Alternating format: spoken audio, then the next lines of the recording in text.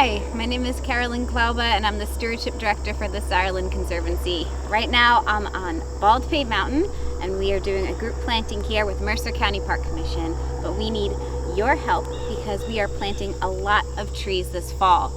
This is one of our group plantings here on Baldpate, but we are also doing plantings at Montgomery Preserve in Montgomery, Folusiak Preserve over in Montgomery, and Rainbow Hill in the Sourlands in Hillsborough. And between all these 4 plantings that we're doing right now, we're going to put over 4,000 trees in the ground. So we need your hands to help us get trees in the ground. The planting over at Montgomery Preserve, we're going to be using tree tubes, and at Folusiak and at Rainbow Hill in the Sourlands, we are going to be doing plantings within big fences like this. So please come out and join us. Register online ahead of time, let us know when you're coming, and help us save the Sourlands.